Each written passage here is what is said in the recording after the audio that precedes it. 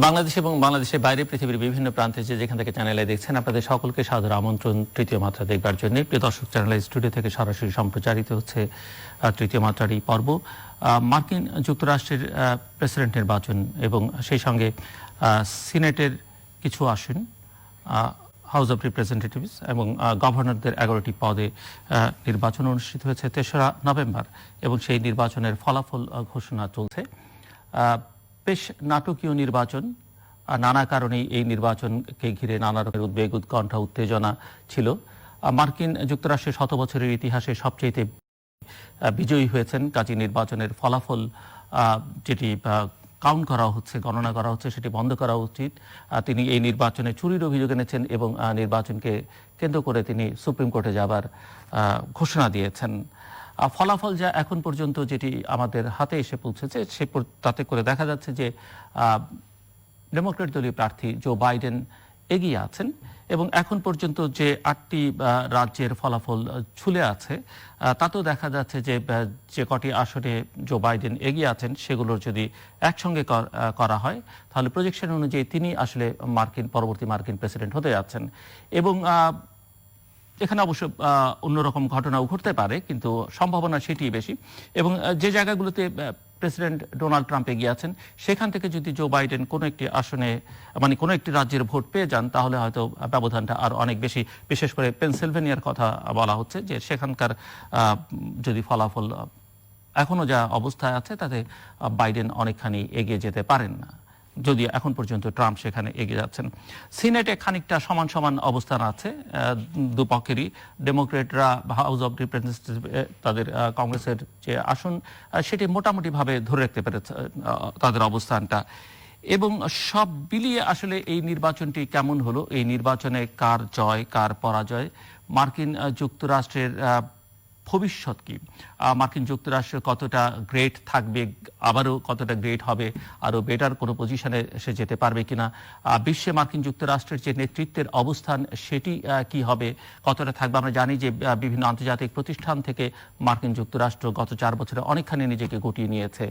এবং মার্কিন ভোটাররা কোন বিবেচনা থেকে এবার এত বেশি সংখ্যায় ভোট দিলেন, ভোট দেবার ক্ষেত্রে দুপক্ষ কি তারা কতটা কোন বিবেচনা থেকে ভোট দিয়েছেন। আমরা দেখতে পেয়েছি যে হোয়াইট ভোটারদের মধ্যে কিছুটা নতুন করে জায়গা করে নিতে পেরেছে ডেমোক্রেট দলীয় প্রার্থী, আবার হিসপ্যানিকদের বা ল্যাটিনোদের মধ্যে ট্রাম্প এবার গতবারের চাইতে খানিকটা বেশি জায়গা করে নিতে পেরেছেন। সব মিলিয়ে কি পরিস্থিতি দাঁড়াচ্ছে ভূ রাজনীতি, ভূ অর্থনীতির বিবেচনায় মার্কিন যুক্তরাষ্ট্রের নির্বাচন পরবর্তী অবস্থা, ট্রাম্প টিকে থাকলে কি দাঁড়াবে, জো বাইডেন নতুন করে প্রেসিডেন্ট হলে কি অবস্থা দাঁড়াবে, দক্ষিণ এশিয়ার পরিস্থিতি কি হবে, এবং বাংলাদেশের সঙ্গে মার্কিন যুক্তরাষ্ট্রের কূটনৈতিক সম্পর্কের এবং রাজনৈতিক অর্থনৈতিক সম্পর্কের চিত্রটা। এবার যদি বাইডেন জিতেন তাহলে তিনি আসলেই ম্যান্ডেট পাবেন, ইলেকট্রাল কলেজও ভোট ওনার পক্ষে এবং পপুলার ভোট ওনার পক্ষে। ট্রাম্প যে ধরনের হুমকি দিয়ে এসছেন এবং ট্রাম্পের সমর্থকদের মধ্যে যে ধরনের আমরা আচরণ এখন পর্যন্ত দেখতে পাচ্ছি, নির্বাচনের আগের থেকে শুরু করে এখন পর্যন্ত আদালত পর্যন্ত উনি নিয়ে যাবেন, জনগণের রায় প্রতিফলিত ওনার পক্ষে না হলে উনি আদালতে যাবেন।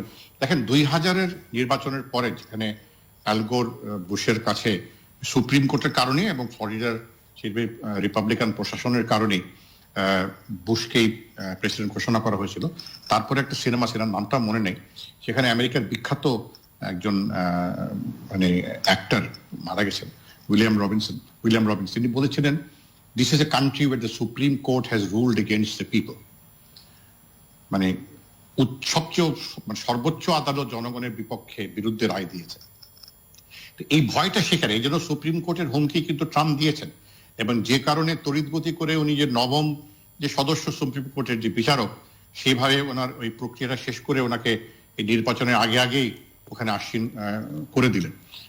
ভেবেছেন, তার মনে হয়তো এখনো রয়েছে, যে সুপ্রিম কোর্টে বিষয়টা নিলে তারা কোনো ভোটকে অবৈধ ঘোষণা করবে বা এটা গ্রহণযোগ্য নয় ঘোষণা করবে, তাতে ব্যবধানটা এমনই হবে যে হয়তো ইলেকট্রাল কলেজে ট্রাম্প জিতে যাবে।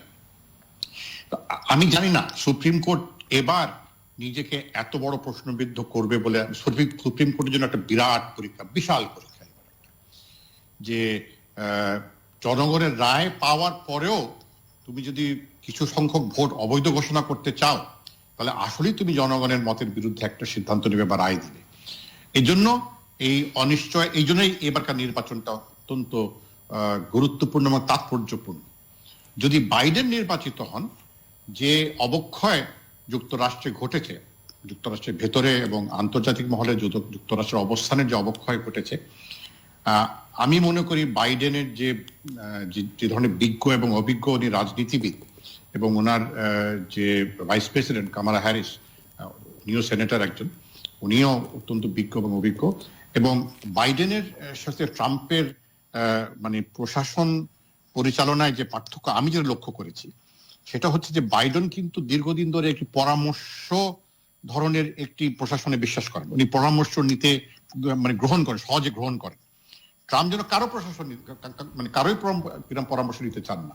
ওই যে ওনার যে ভাইস প্রেসিডেন্ট মাইক পেন্স, তার তো একটাই ভূমিকা যে ট্রাম্পের পেছনে দাঁড়িয়ে করতালি দেওয়া, ট্রাম্প যেটা বলবে সেটা করতালি দেওয়া। তো কামালা হ্যারিস কিন্তু সেই ধরনের ভূমিকা হয়তো ওনাকে দেওয়া অনেক বেশি, মানে পরামর্শক একটা ভূমিকা ওনাকে দেওয়া হবে।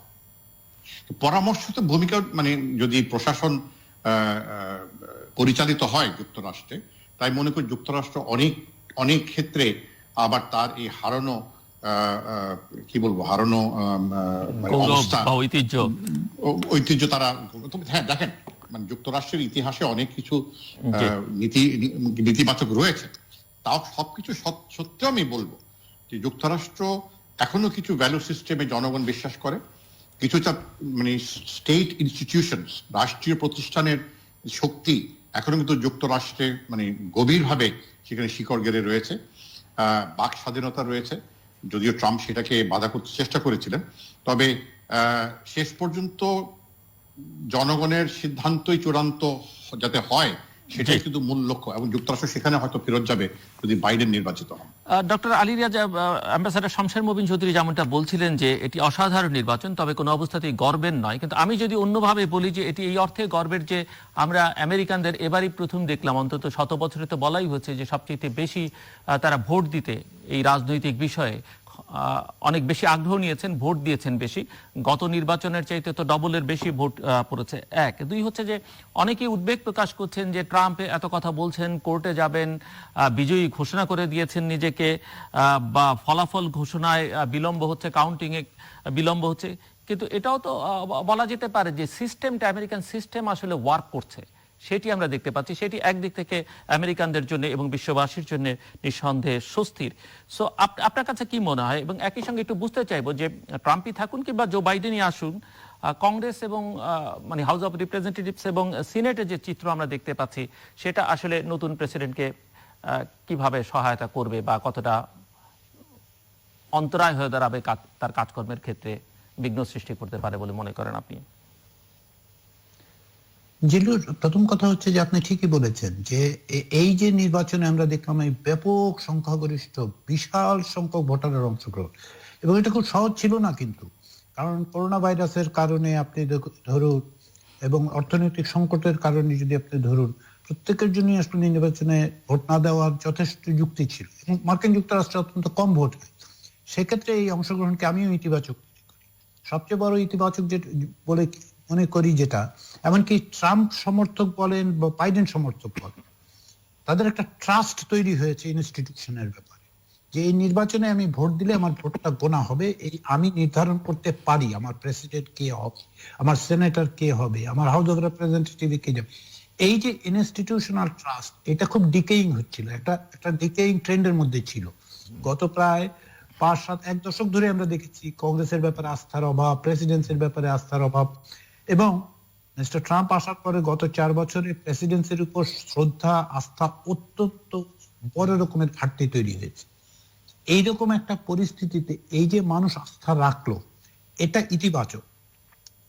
অংশগ্রহণমূলক হতে মানুষ চায় অংশগ্রহণ করতে, এইটা আমরা অতীতে ভাবছিলাম যে তারা চাই না, রাজনীতি বিমুখ হয়ে পড়ছে, তা নয়, তারা চান, এটা ইতিবাচক। 2 নম্বর, তারা প্রতিষ্ঠানের উপর আস্থা রাখলেন যে হ্যাঁ, নির্বাচনে আমি ভোট দিলে একটা বিষয় হবে। 3 নম্বর বিষয় যেটা, সেটা হচ্ছে যে তারা মনে করছে যে এর মধ্য দিয়ে তারা যুক্তরাষ্ট্রের ভবিষ্যৎ পথরেখা নির্ধারণ করছেন। কারণ এই নির্বাচন কিন্তু যে কোনো নির্বাচন নয়। এই নির্বাচন আসলে যুক্তরাষ্ট্রের ভবিষ্যতের গণতান্ত্রিক পথ প্রক্রিয়া এগুলি নির্ধারণ করবে। যে কারণে আপনি দেখুন রেশিয়াল জাস্টিসের প্রশ্নটা খুব গুরুত্বপূর্ণ ভাবে এসছে। এক্সিট পোলগুলিতে আমরা দেখতে পাচ্ছি যে রেশিয়াল জাস্টিসের কথা সবাই বলছেন যে এটা তাদের সিদ্ধান্ত গ্রহণের ক্ষেত্রে একটা বড় রকমের ভূমিকা পালন করেছে। এগুলি হচ্ছে ইতিবাচক। এখন প্রশ্ন হচ্ছে যে প্রেসিডেন্ট কে হবেন তার উপর নির্ভর করবে যে আসলে কোন ধরনের বাধা বিঘ্নের মধ্যে যাবে।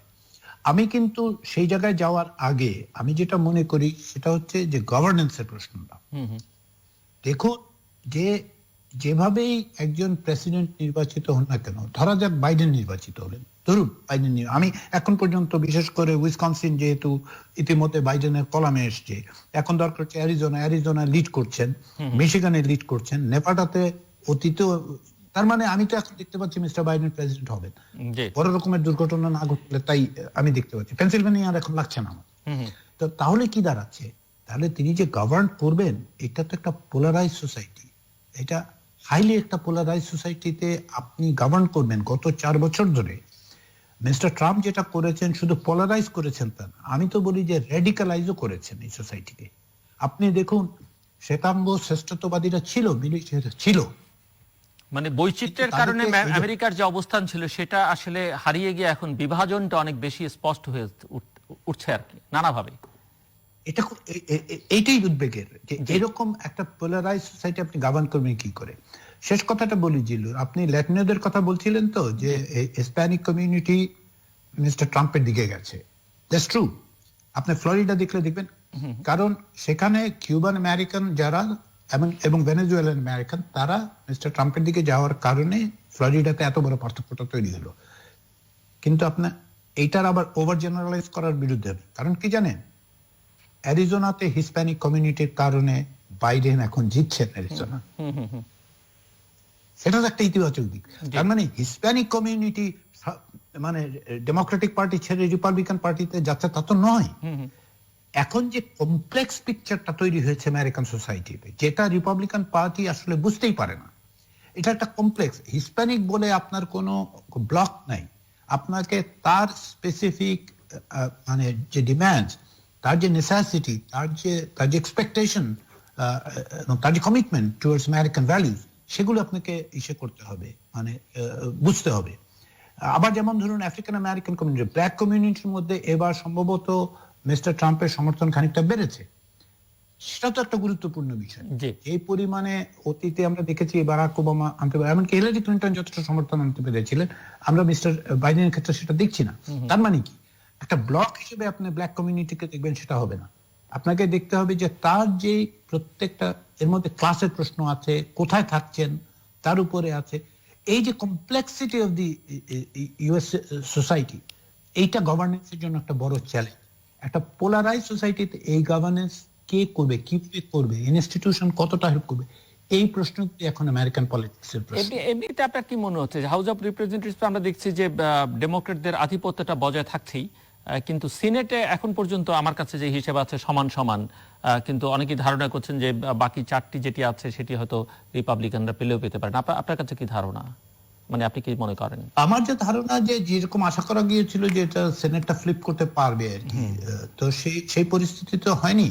ফলে আমি এখন পর্যন্ত অনুমান করছি যে সেনেট রিপাবলিকানদের থাকবে, হাউস ডেমোক্রেটদের থাকবে, এবং ফ্র্যাঙ্কলি বলি যে আমি এক্সপেক্ট করছি যে বাইডেন প্রেসিডেন্ট হবে। তাতে করে এক অর্থে কিন্তু ব্যালেন্সও তৈরি হবে। এবং কিন্তু যেটা হবে না, কতগুলি বাধার সম্মুখীন হবে, বারাক ওবামা যে বাধার সম্মুখীন হয়েছিলেন। আরেকটা জিনিস যেটা হচ্ছে, বিশেষ করে আপনার ক্রিমিনাল জাস্টিস সিস্টেমটা রিভ্যাম্প করা দরকার, এবং সুপ্রিম কোর্টের কম্পোজিশন নিয়ে ভাবা দরকার, ইলেকটোরাল কলেজ নিয়ে ভাবা দরকার। এবার যদি ডেমোক্রেটিক পার্টি ট্রাইফ্যাক্টাটা হতো, প্রেসিডেন্ট, সেনেট এবং হাউস, তাহলে কিছু রিফর্ম করা খুব সহজ ছিল প্রেসিডেন্সির জন্য। এখন সেই রিফর্মগুলো করা যাবে কিনা সেটা প্রশ্ন, কতটার পর্যন্ত। কিন্তু মিস্টার বাইডেনের যা অতীত মানে রেকর্ড, তিনি যদি প্রেসিডেন্ট হন তাহলে মানে এক ধরনের কোয়ালিশন সম্ভবত তিনি তৈরিও করে ফেলতে পারেন রিপাবলিকানদের একটা অংশকে সাথে নিয়ে, যাতে কিছু কিছু reform, immigration reform is a must, মানে আপনি এটা কোনোভাবে অ্যাভয়েড করতে পারবেন। ঢাকার কোশ্চেন রিজলভ করতে হবে আপনাকে, যে এই এই কিশোর তরুণদেরকে আপনি কি করবেন, এদের বের করে দেবেন? মানে এরকম যে আনরিজলভ ইস্যুগুলো, আপনি ইলেকট্রাল কলেজের রিফর্মের কথা আপনি বলছিলেন, অনেকে তো এটা বাদ দেওয়ার কথা বলছেন, যদিও আমার কাছে মনে হয় যে সেটা খুব একটা ভালো কিছু হবে বলে মনে হয় না। আপনি কি মনে করেন, কি রিফর্ম সেখানে দরকার বলে মনে করেন? আমি প্লেন এন্ড সিম্পল পপুলার ভোটের পক্ষপাতী, কিন্তু সেটি কেন রিফর্ম করা দরকার সেটি এই যুক্তরাষ্ট্র এটা কিন্তু আপনাকে যুক্তরাষ্ট্রের ব্যবস্থায় একটা ভারসাম্যহীনতা তৈরি করবে তো, বা না মোটেই ভারসাম্যহীনতা তৈরি করবে না। এখন যা পরিস্থিতি, এটা একটা রেসিস সিস্টেম। আপনি ছোট ছোট অঙ্গরাজ্যগুলোকে, যেগুলো মোস্ট অফ দ্য টাইম মানে tilted towards very much a very conservative agenda, and particularly conservative বলে আমার সমস্যা নেই, সমস্যাটা হচ্ছে যে ডিসপ্রপোর্শনেটলি নিচে করা হয়েছে। এই যে ইলেকটোরাল কলেজ পপুলার হলে আমি বলছি যেখানে জনসংখ্যা বেশি সেই সব রাজ্যের থেকেই তো প্রেসিডেন্ট হবার একটা সম্ভাবনা বা আশঙ্কা, যেভাবে বলি না কেন, সেটা মনে হয় না আপনাদের কাছে?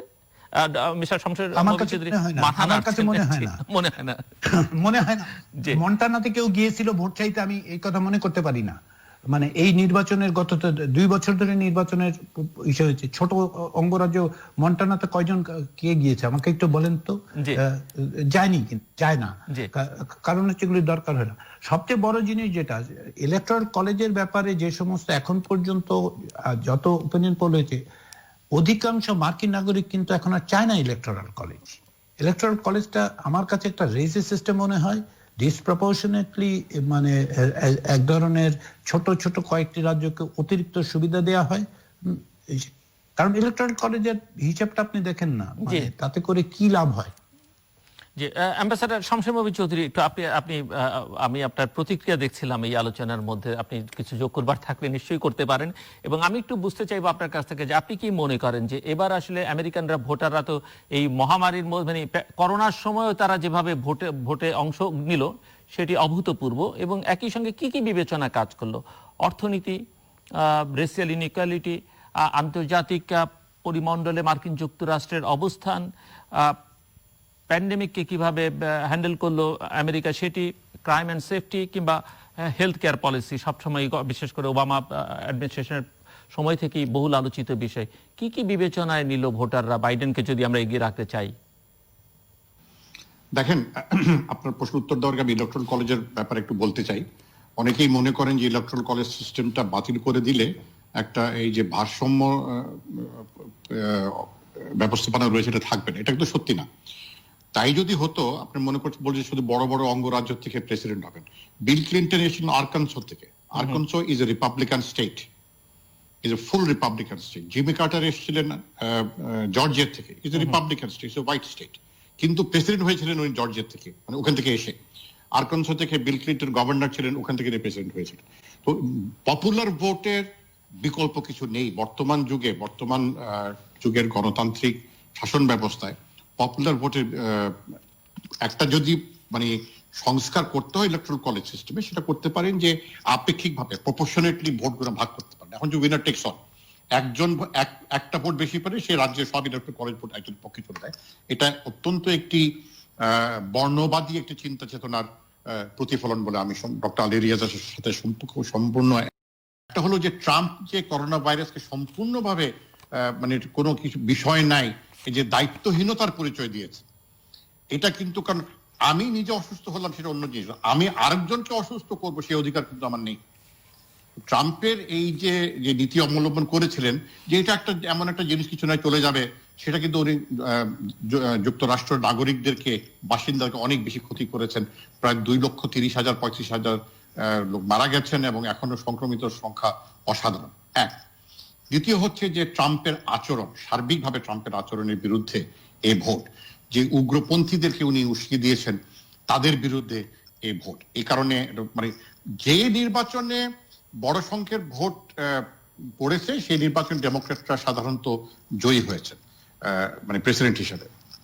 তো এটা এবার যদি বাইডেন হন, এবং আমি আশা করি বাইডেন হবেন, তাহলে কিন্তু সেটারই প্রতিফলিত হবে যে বেশি সংখ্যক ভোটাররা যদি ভোট দিতে আসেন, আগাম হোক, মেইলে হোক বা সশরীরে আসেন, তাহলে ডেমোক্রেটরা এটাতে লাভবান হন এবং গণতান্ত্রিক প্রক্রিয়া এর থেকে লাভবান হয়, তাহলে মানুষ অংশগ্রহণমূলক একটি নির্বাচন হয়, এটি গ্রহণযোগ্য নিয়ে কোনো প্রশ্ন থাকে না, এটার সুষ্ঠুতা নিয়ে কোনো প্রশ্ন থাকে না, একটি আসল মানে সঠিক পূর্ণ একটি নির্বাচন হয়ে থাকে। এবং গণতন্ত্রের কিন্তু একটি মূল স্তম্ভ, মানে বড় ধরনের মূল স্তম্ভ আমি মনে করি একটি মানে সুষ্ঠু এবং অবাধ গ্রহণযোগ্য নির্বাচন। অন্যান্য জিনিসও আছে, যদি নির্বাচনটাই ত্রুটিপূর্ণ হয় তাহলে গণতান্ত্রিক কিন্তু স্টেট ইনস্টিটিউশন প্রতিষ্ঠানগুলোকে দুর্বল করে দেওয়া হয়েছে। মানে হোয়াইট হাউস না, ডোনাল্ড ট্রাম্প সিদ্ধান্ত নিবে, ভাইস প্রেসিডেন্টের কোনো ভূমিকা এখানে নেই। এখানে সেনেট কি মনে করলো না বলে আমি বলে দিব সেনেট সেটাই করবে, যেহেতু হাউসে রিপাবলিকান মেজরিটি ছিল, ডেমোক্রেট মেজরিটি ছিল বলে সেখানে সেই ধরনের মানে আধিপত্য নিয়ে বিস্তার করতে পারেননি। তো এই জিনিসগুলো যে ভারসাম্যর যে একটা শাসন ব্যবস্থা যুক্তরাষ্ট্রে আছে এবং সেটাকে আরো শক্তিশালী করা প্রয়োজন। এবার কিন্তু সেই নির্বাচনের মাধ্যমে যদি জো বাইডেন জয়ী হন তাহলে বলবো অনেকটু এগিয়ে যাবে যুক্তরাষ্ট্র। এবং যুক্তরাষ্ট্র আভ্যন্তরীণ ভাবে যত শক্তিশালী, আমি সামরিক শক্তিশালী বলছি না, মানে সমাজ হিসাবে যত শক্তিশালী হবে, যত তার গণতান্ত্রিক প্রতিষ্ঠানগুলো যত শক্তিশালী হবে, ততই কিন্তু যুক্তরাষ্ট্রের বহির্বিশ্বে প্রভাব বিস্তার করার বা তাদের ভূমিকা অনেক এগিয়ে যাবে, অনেক বেশি শক্তিশালী হবে। তো যুক্তরাষ্ট্রের আভ্যন্তরীণ অবস্থানের উপরে কিন্তু যুক্তরাষ্ট্রের পররাষ্ট্র নীতির বা ভূ রাজনীতির একটা বিরাট সম্পর্ক রয়েছে। আভ্যন্তরীণভাবে যদি যুক্তরাষ্ট্র শক্তিশালী হতে পারে রাজনৈতিকভাবে, সামাজিকভাবে, অর্থনৈতিকভাবে, তবেই মাত্র যুক্তরাষ্ট্র বহির্বিশ্বে তার সঠিক ভূমিকা রাখতে পারবে, যেটা কিছু ভ্যালুজ গুলা যুক্তরাষ্ট্র কিন্তু সামনে নিয়ে এসে। হ্যাঁ, অনেক ধরনের নেতিবাচক ঘটনা রয়েছে, তবে 250 বছরের ইতিহাস, কিছু নেতিবাচক বিষয় তো থাকবেই। কিন্তু এর মধ্যেও বিশ্বের সকল দেশ থেকে কিন্তু যদি বলেন যে কোন দেশে গিয়ে তুমি বাস করতে চাও শেষ পর্যন্ত, সকলে কিন্তু মানে বেশিরভাগ লোক যুক্তরাষ্ট্রের কথা বলে। অস্ট্রেলিয়া, নিউজিল্যান্ড, যুক্তরাজ্য, ইউরোপ বলবেন না। আবার যেটা রোনাল্ড রেগান খুব সুন্দর কথা বলেছিলেন, you can be a citizen of Japan but you not always a Japanese. You can be a citizen of Germany but you not a German. You can be a citizen of America and be an American.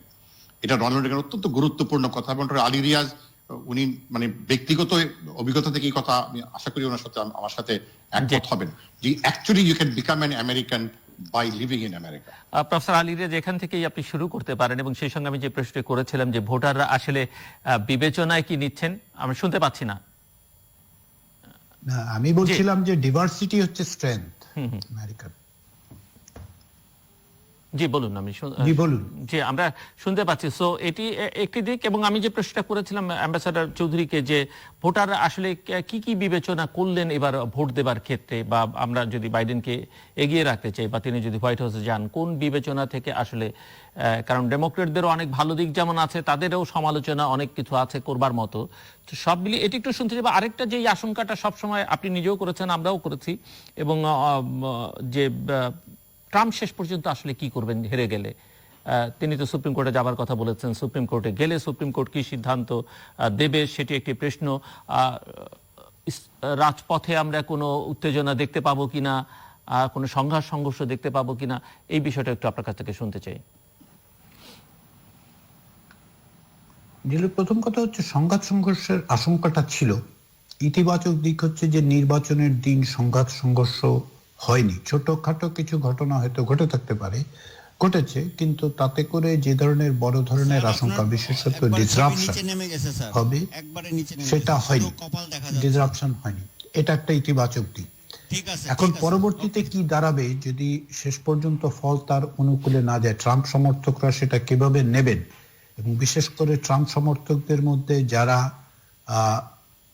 শ্বেতাঙ্গ শ্রেষ্ঠত্ববাদী বলে আমরা জানি, যাদের মিলিশিয়ার সঙ্গে যুক্ত, তারাই বা কি করবেন, সেই প্রশ্নটা থেকে যাচ্ছে।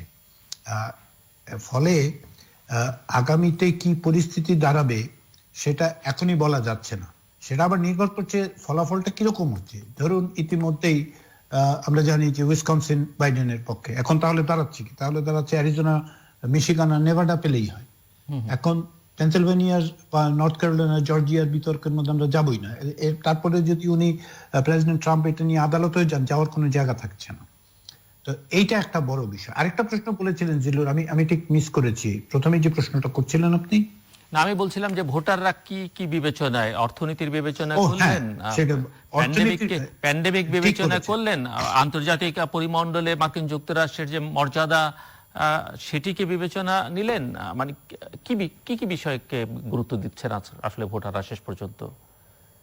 জেলুর 1988 সাল থেকে আমি এই দেশের নির্বাচনের মানে থাকার কারণে অথবা সাংবাদিকতা করার কারণে এখানে না থাকলেও নির্বাচন ফলো করেছি।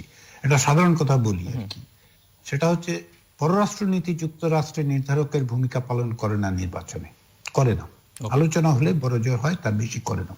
ফলে সেটা বিবেচনাতে বাইরে রাখতে পারে। এবারের এক্সিট পোলগুলোর কতগুলো বিপদ আছে, কারণ এক্সিট পোলগুলো হয়েছে যেদিন নির্বাচনের দিন, কিন্তু অধিকাংশ লোক তো আগে ভোট দিয়েছেন, 11 কোটি লোক আগে ভোট দিয়েছেন, ফলে আমরা তাদের জানি না। তারপরেও যা আমরা দেখতে পেয়েছি এক্সিট পোলগুলোর থেকে গতকাল রাত্র পর্যন্ত সিএনএন বলেন, নিউ ইয়র্ক টাইমস বলেন এবং আরো কয়েকটি এডিসন রিসার্চের ওপিনিয়ন এক্সিট পোলগুলো আমি দেখেছি। তো এখানে যেটা খুব ইন্টারেস্টিং জিনিস তৈরি হয়েছে সেটা কি জানেন? প্রথম বিষয় যেটা সবচেয়ে বেশি গুরুত্ব পেয়েছে সেটা হচ্ছে ইকোনমি। এটা জেনারেলি আমেরিকান ইলেকটোরেটের টেন্ডেন্সি, ভোটারদের টেন্ডেন্সি, এবং সেটা প্রিভেল করেছে, এই সময়ও প্রিভেল করেছে যে তারা ইকোনমিটাকে গুরুত্ব দিয়েছে। এখন এটা যখন আপনি ডিসএগ্রিগেট করছে তখন দেখছি যে এই যে ইকোনমিকে প্রিএমিনেন্ট পজিশন দিচ্ছে যারা, তাদের অধিকাংশ আবার রিপাবলিকানদের ভোট দিচ্ছে।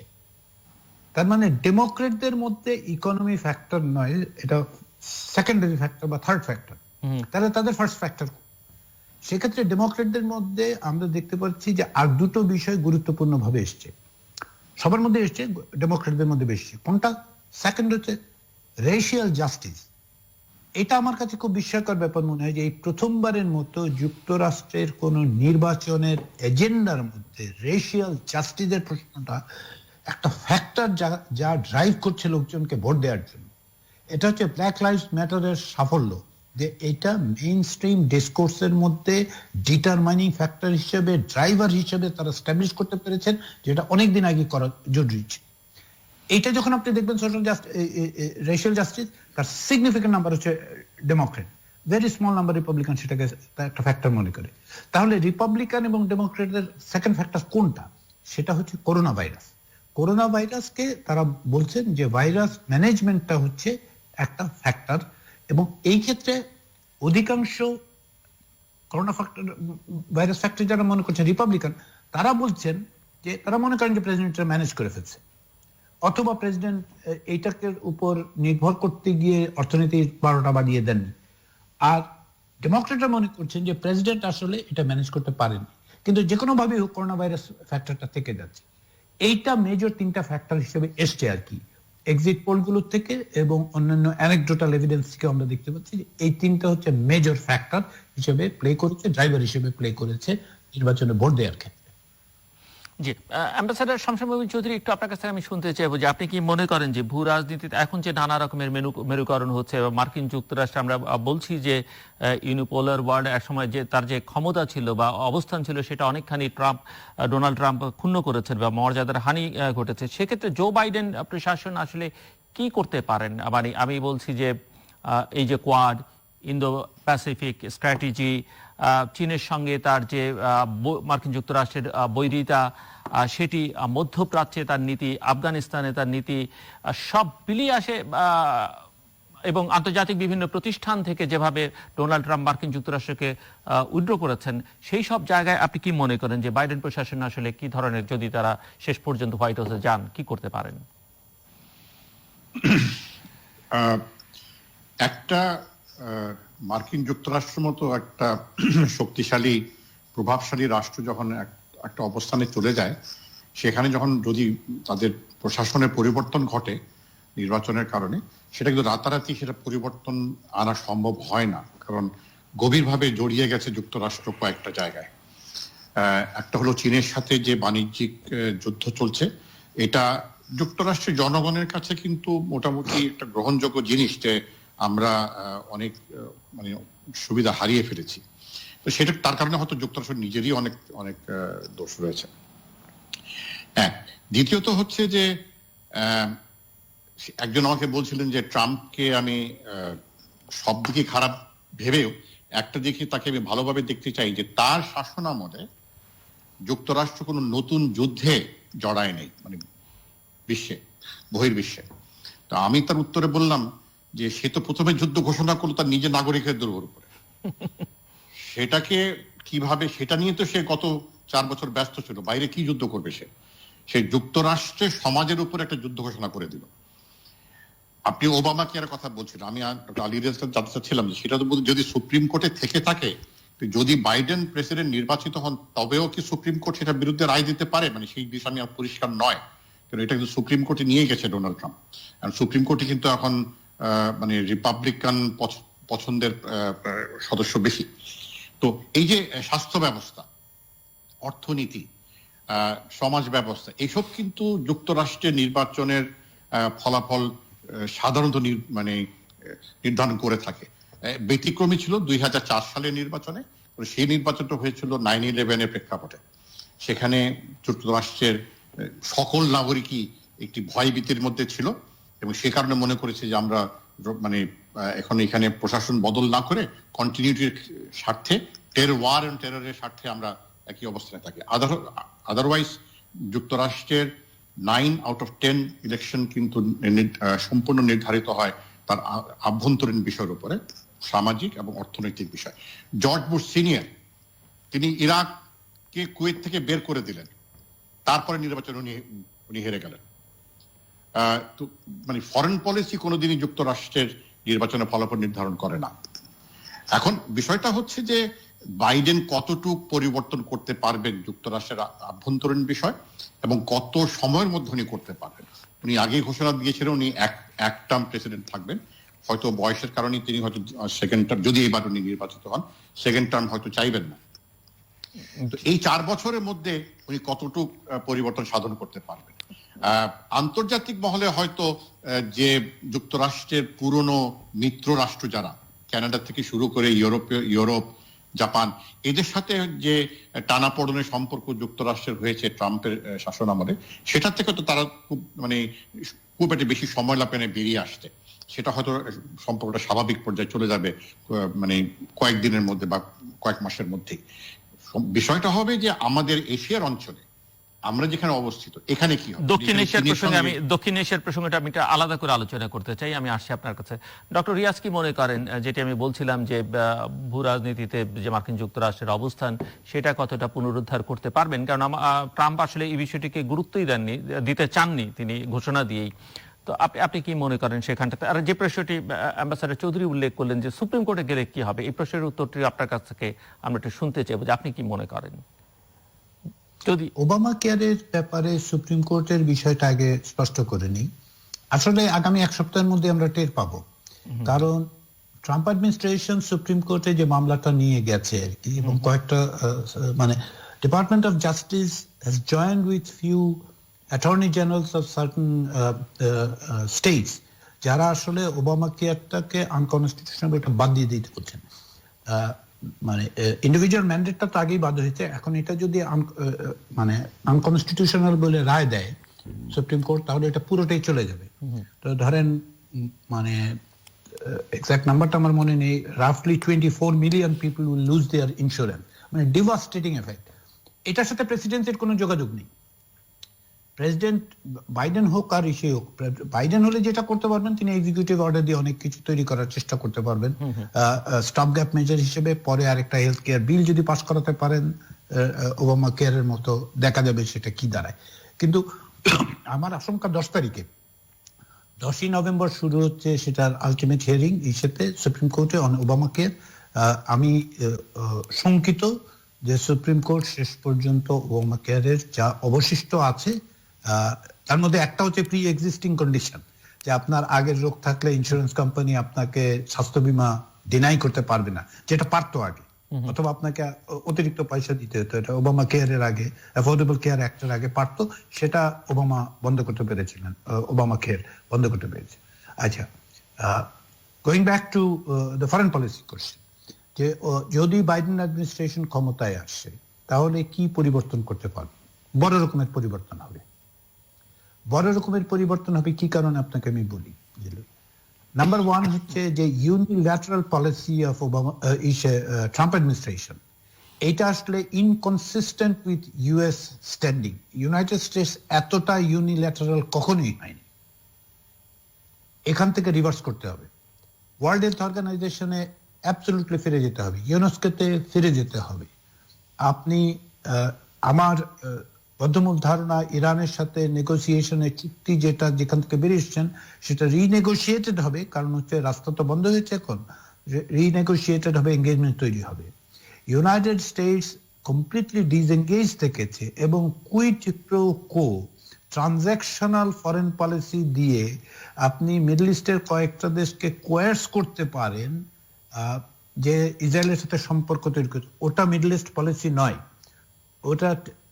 ওইটা মানে টিকবে না এই কারণে যে ওতে পিস হবে না। তাতে ইসরায়েলের বেনিফিট হবে কিন্তু পিস হবে না।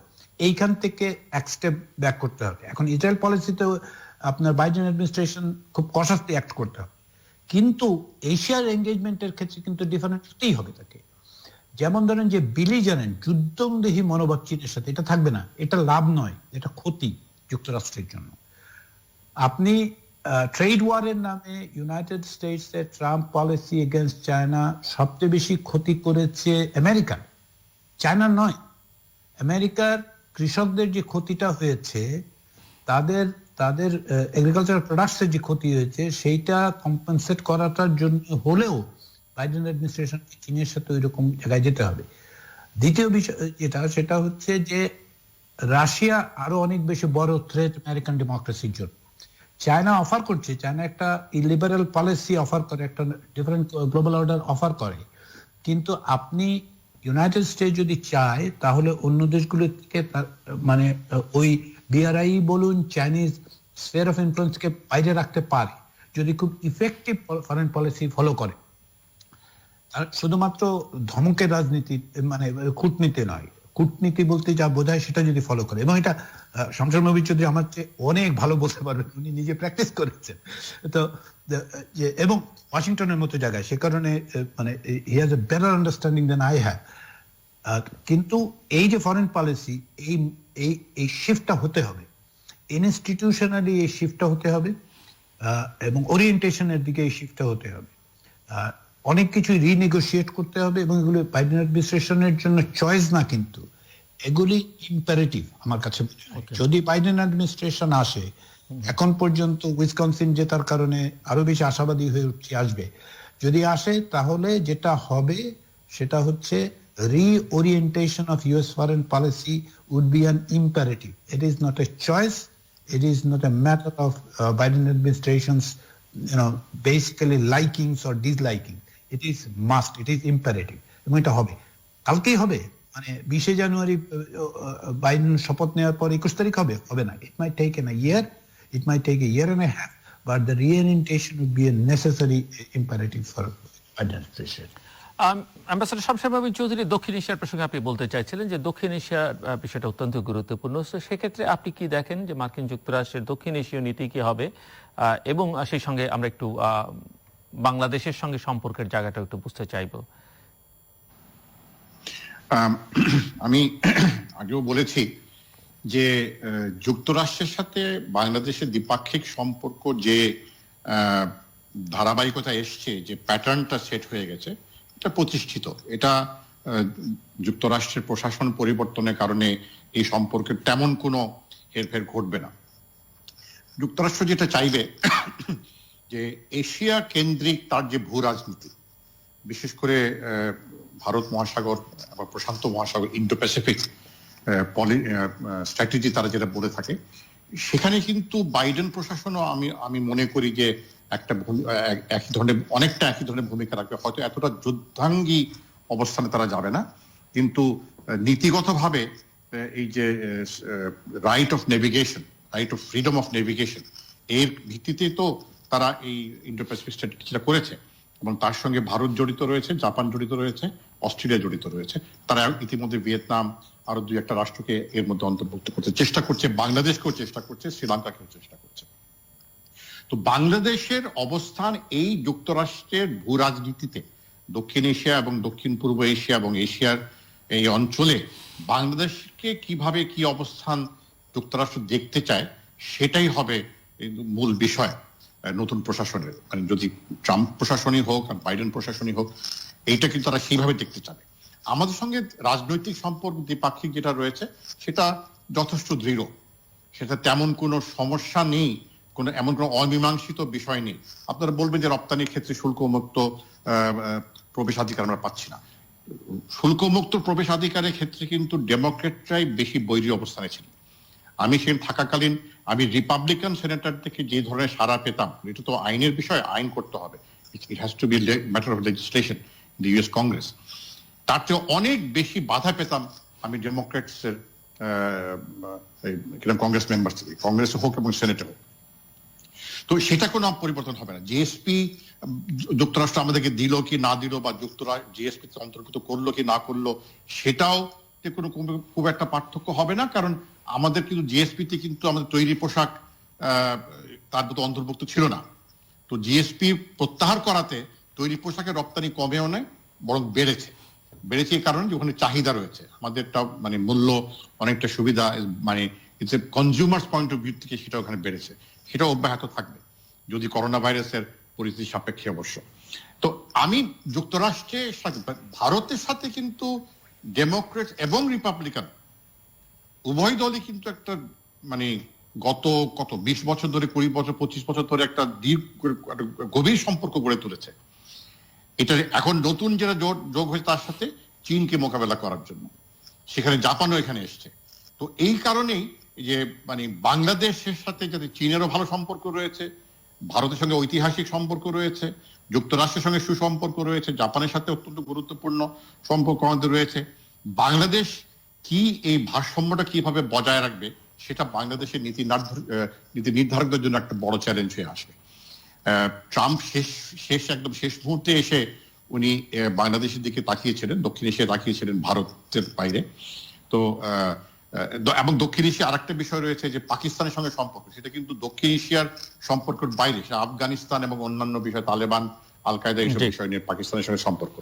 তো দক্ষিণ এশিয়া মধ্যে বাংলাদেশ কি ভূমিকা রাখতে পারে সেটা দেখতে হবে। যেমন বিমস্টেকের ক্ষেত্রে কিন্তু যুক্তরাষ্ট্র কিছুটা সম্পর্ক রয়েছে, তবে সার্কে কিন্তু যুক্তরাষ্ট্র অনেক বেশি সম্পর্ক ছিল।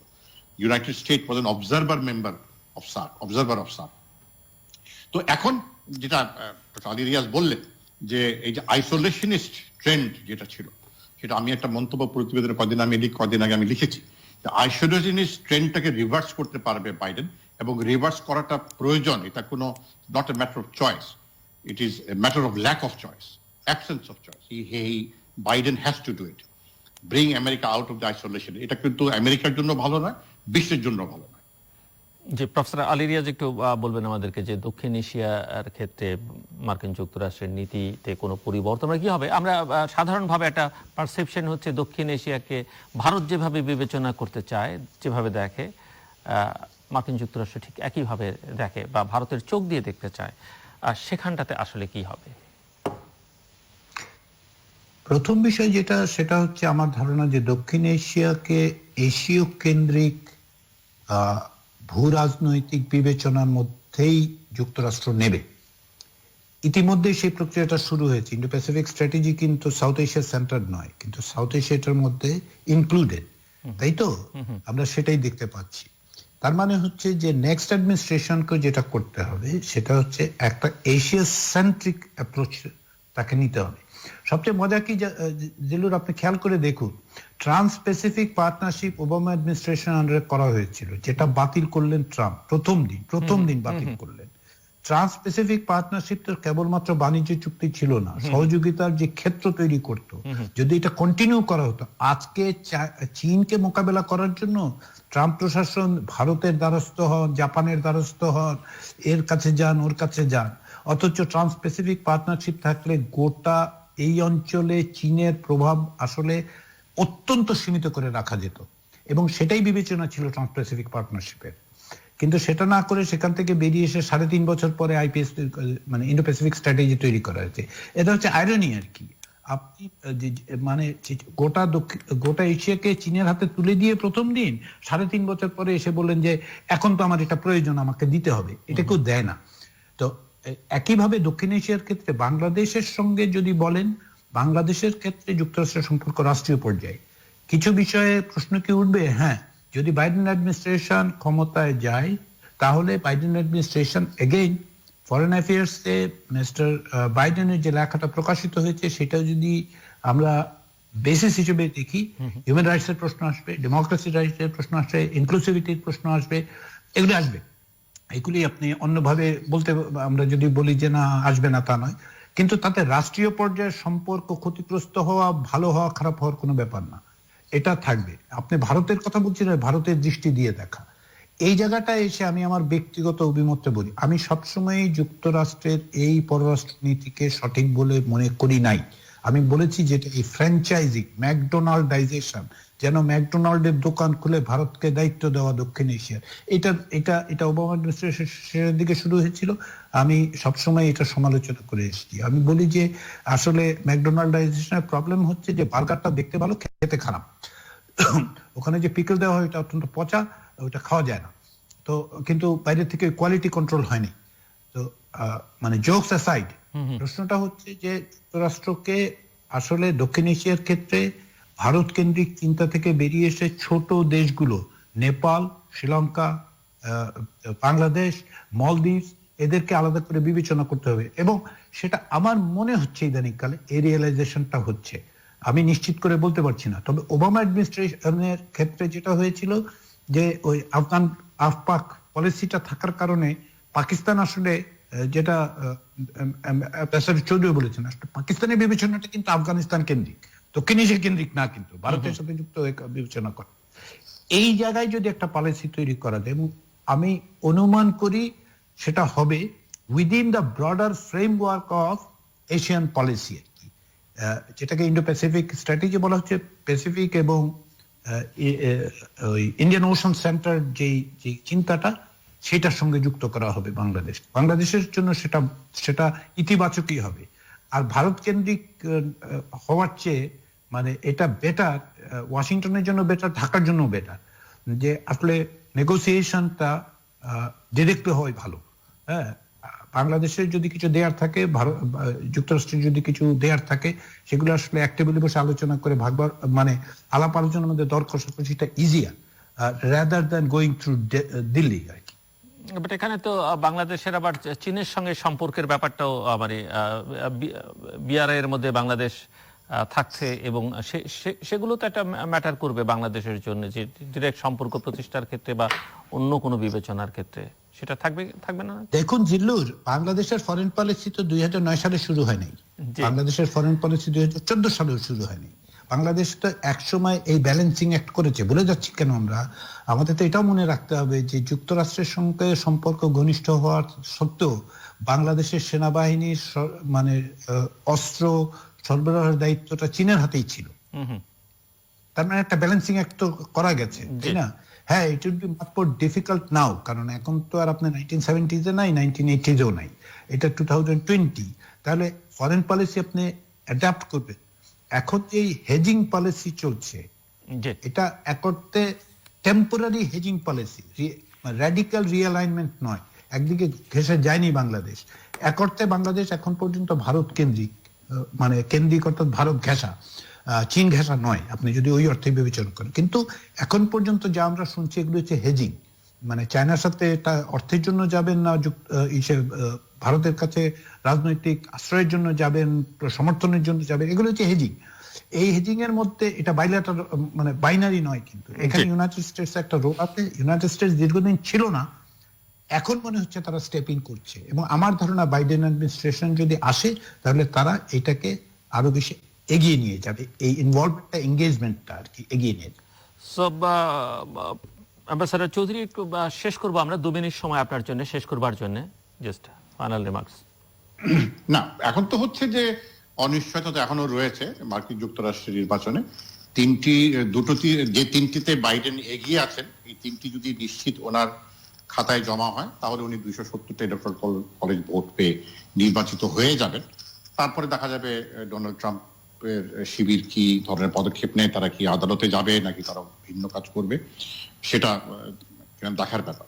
পেনসিলভেনিয়া জর্জিয়া নিয়ে এখনো একটা মানে বিষয় রয়েছে, তো আমরা এখনো সেখানে অনিশ্চিত একটা অবস্থানে রয়েছি। বাকি সবই তো আনুমানিক, যে বাইডেন আসলে কি হবে, বুশ আসলে কি, ট্রাম্প আসলে কি হবে।